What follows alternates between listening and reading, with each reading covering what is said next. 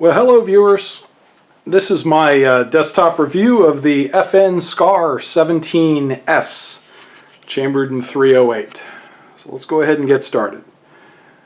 So first and foremost, let's talk a little bit about the SCAR and kind of its history.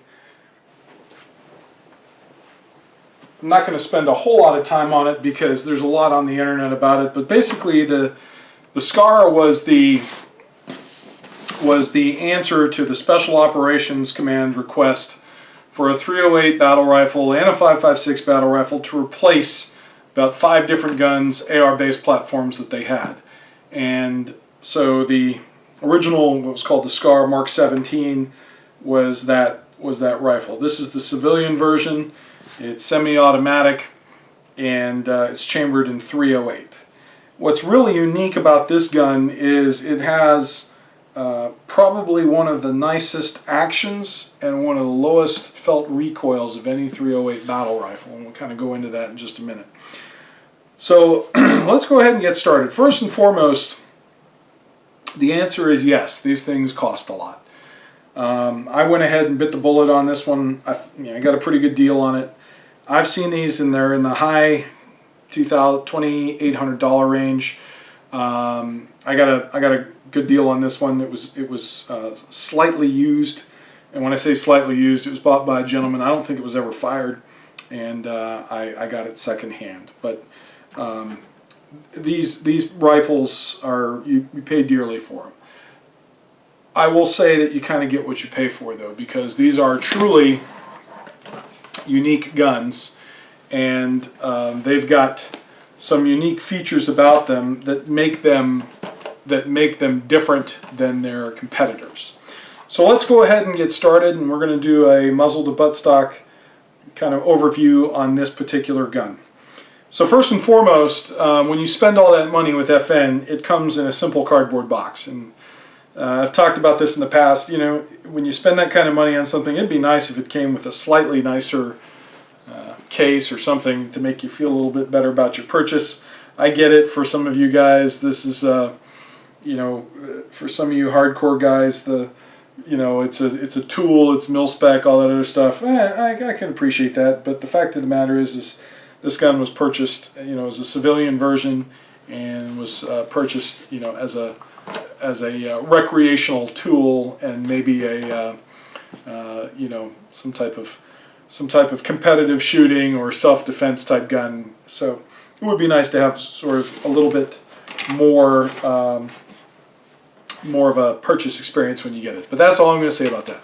So let's start out. First and foremost, let me show you the muzzle brake on this thing. And this is one of the big reasons why this gun has such low felt recoil. So this is actually the second generation SCAR 17S. The first one had a mil-spec, had a much longer muzzle device on the end of it, and it was originally designed for a specific type of suppressor that was going to go on it that the military was using at the time. This particular muzzle brake is probably one of the most effective muzzle brakes that I've seen to tame a 308 round. The muzzle flash on it is significant, the muzzle blast on it is significant, but the felt recoil from this particular muzzle brake, it really does a great job of taming both muzzle rise and sort of felt recoil. So a very cool system. The barrel on this is a 16-inch barrel, and of course you got about another 2.5–3 inches worth of muzzle device. Now, one thing I will tell you is this particular gun has a semi-quick change barrel. You can remove the barrel with just the removal of 6 fasteners, and the barrel and gas system come out. You can replace it with a different one if you want to SBR the gun. One other thing about it is Parker Mountain Machine. There's a company called Parker Mountain Machine. You can send your barrel there, and what they will do is they'll take this muzzle device and they'll actually move it back to here, and then they'll permanently affix it to the barrel using a blind pin and silver solder. So it'll give it that mil-spec, that SCAR Mark 17 look without having to go through the process of SBRing the gun and paying your tax stamp. Costs about 250 bucks, so it's about the same price as getting a tax stamp. The only advantage is you don't have to get one. So that's kind of a cool feature. Moving back here, this is the gas system right here. It's actually got a 3-position gas system. It's got standard, suppressed, and a low pressure one where the gun actually won't cycle. I think it's off. Kind of a unique, or kind of a cool gas system. It's got a switch on here that you can actually manipulate with your hands, although oftentimes it's going to be a little stiff. You're probably going to need a slight, like a tool or something like that. It's got a metal flip-up sight. It's a hooded AR type sight, and it works pretty well. It's a nice clean sight picture. One of my complaints, my initial complaints about the gun, and it's not really a complaint, but it does have, as you can see right here, it does have sling swivels up on the front there, but if you use an HK style sling claw mount or a sling attachment to it, it doesn't quite fit right. It comes in at kind of a goofy angle. It's not quite right. So I added a Magpul sling attachment on there to go with my HK sling, and it works perfect. So this particular gun has a monolithic Picatinny rail across the top of it. It also has rails at the 3, 6, and 9 o'clock position. The rails are real solid. You know, you can affix any type of light laser combination, whatever you want, onto there. They work really well. From there, you come back and you've got your charging handle. Now, one unique thing about this gun, let's go ahead and safety check it. So, gun is empty, chamber is empty, and the magazine well is empty. So one of the unique things about this gun is it does have a reciprocating charging handle, which is unusual in this day and age. However, you know, I've heard some people really complain about it in that in the way that they grip the gun, that this charging handle can come back and whack them in the thumb. And I could definitely see that happening if you hold the gun from the magazine well and you've got a real high thumb purchase like that. This will come back and bite you for sure. And frankly, with a .308 round, it's probably going to hurt quite a bit. I don't have that problem. I run a vertical foregrip on the gun, so my thumb is well out ahead of the charging handle. Now, one other thing is this charging handle can be moved from left to right hand side. So if it's really that much a problem, you can easily swap the charging handle over to the other side. It's just, I don't know, just an opinion. What you will find as you manipulate the charging handle, though, is the action on this gun is probably one of the smoothest actions you'll ever find. The bolt and everything on it literally feels like it rides on rails, on ball bearing rails, and it's part of what makes the gun as nice shooting as it is. Keep in mind, this is a fairly lightweight gun. The receiver is extruded aluminum, the lower is polymer, and the buttstock is polymer. So I think dry weight on this gun is a little over 8 pounds. So it's extremely lightweight. Not a lot of mass to absorb the recoil from a .308. What it does have is it has a very unique operating system, gas system, and muzzle brake that takes most of that felt recoil and just lowers it. What it feels like when you shoot it is an overgassed 5.56, and the muzzle climb on it is negligible.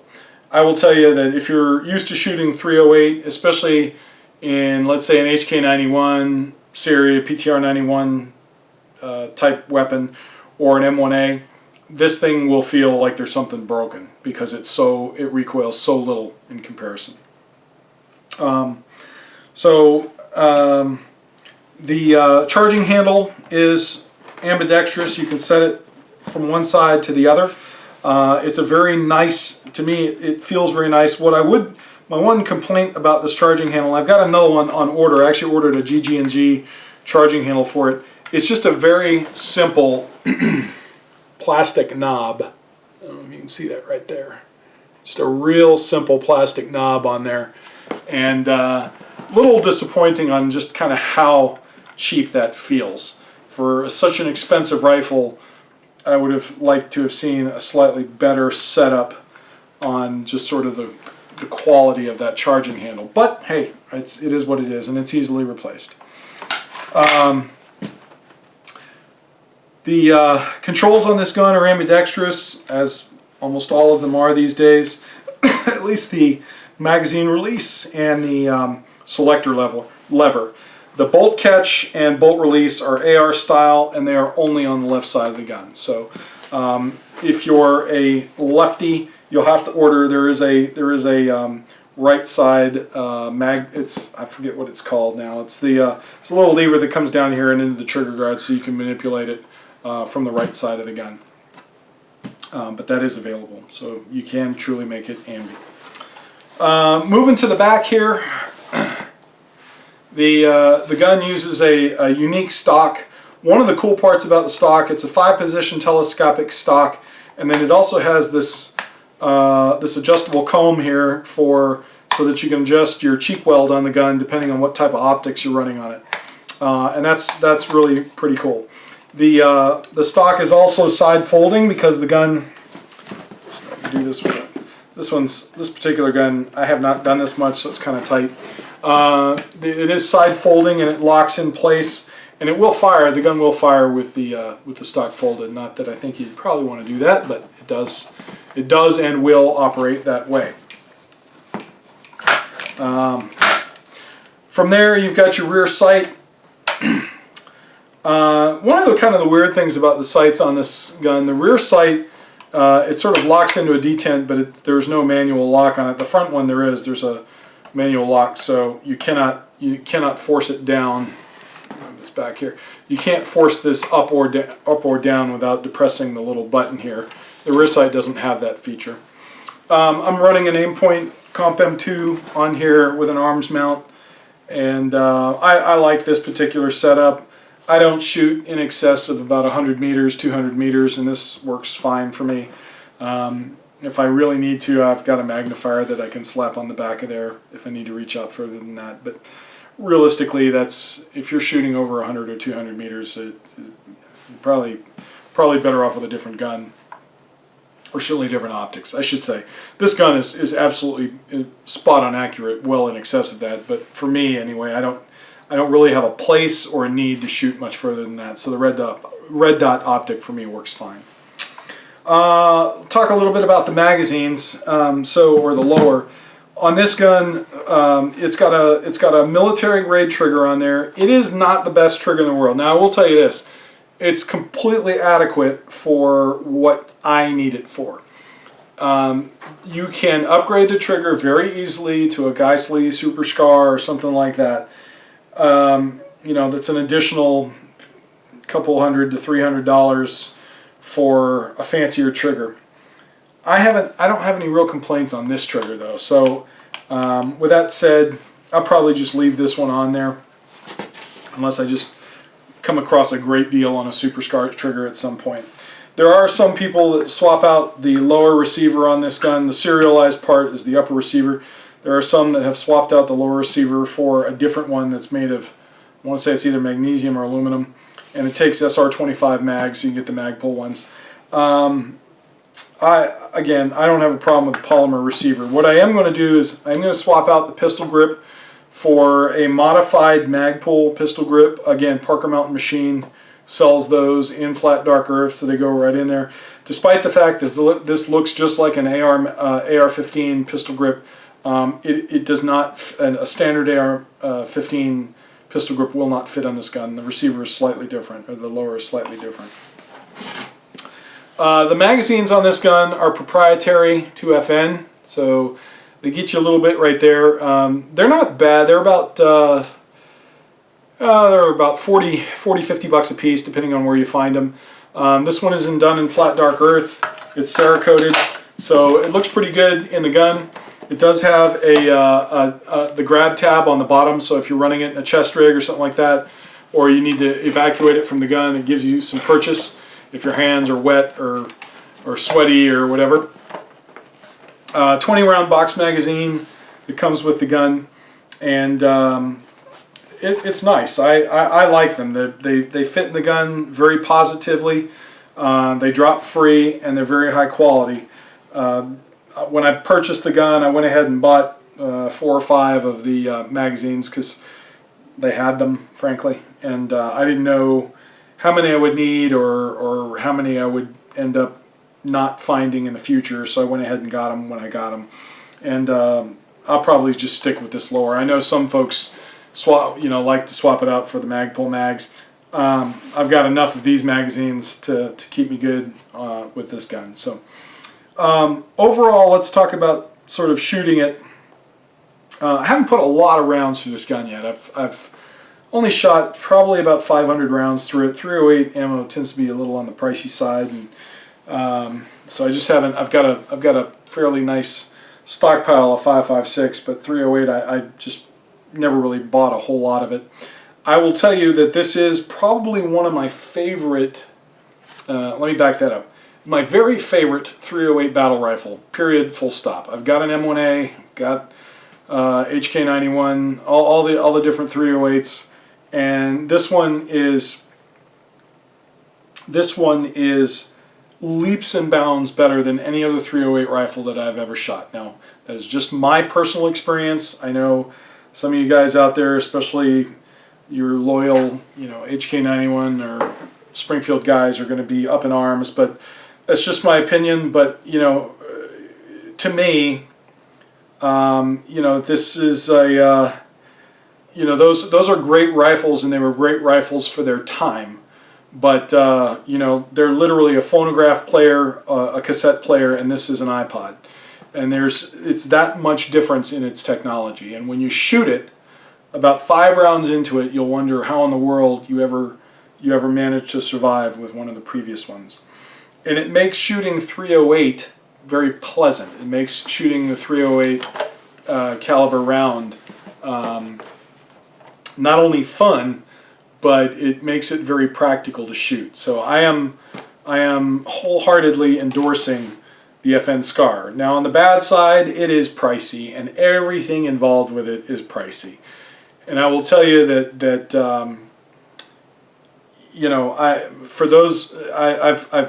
I've had some of my friends and some of those my fellow gun guys. We've had the conversation about these guns in the past. Again, I got a good deal on this one. It was still very expensive. The problem that you have also is once you get it, all of the accessories and all the little bits and bobs that you want to do this gun tend to be that much more expensive than its competitors. So for instance, you're going to want to put a good optic on this thing. When you spend this much on a rifle, you're not going to want to shortchange yourself on an optic. So you're going to spend. This Comp M2 was a very inexpensive optic compared to what I've seen on most of these SCARs. LCAN Spectres and those types of optics are very common on these things, and we're talking a $2,000 optic on these guns. This is not one, obviously, but this is about as much as I was willing to spend on it. The lower receivers, another $300. The Super SCAR trigger, another $300. So you can kind of see where these things add up. And it's funny because Mac on the Military Arms channel, he's got a great video of his FDE SCAR, and I think it said something like the $15,000 SCAR, and his is set up as a $15,000 rifle. And it's eye-watering how much money you can spend on one of these. I'm not that guy. I don't have the budget or the will to spend that much. I'm properly jealous and envious of the guys that do have the money and the will to set these up. I'm not that guy. The only thing I think I am going to do, I'm going to send it off to Parker Mountain Machine and have them do the barrel swap or the barrel shortening on this. When I do that, I'm going to have a 51 tooth mount put on it, an AAC 51 tooth mount put on it so that I can run my SDN6 on it. With a slightly shorter barrel, I think it'll look right and perform well. Overall, I will tell you that shooting it has been a pleasure. Owning it has been a pleasure. I don't regret it for a second. I have had other guns that I didn't spend this much money on that I've had buyer's remorse on. And the one thing I can tell you about this rifle is that I have not had a minute worth of buyer's remorse since I got it. The only thing I've had that I can say is probably budget remorse, that I don't have more money to spend on it than I'm willing to. So with that being said, I'll kind of leave it at that. Overall, though, you know, it is truly next generation stuff, and it's good enough for the special operators to use a version of it, obviously, albeit a much fancier version than mine, but I certainly do understand why they adopted it and why they've had very good success with it. So with that, don't forget to like the video if you enjoyed it. Also, don't forget to subscribe and share the channel with your friends if you enjoyed it. And if you have any questions or comments, just leave them in the comments section below. I'll be happy to answer it for you when I can. Until then, we'll see you next time. Thanks a bunch, guys.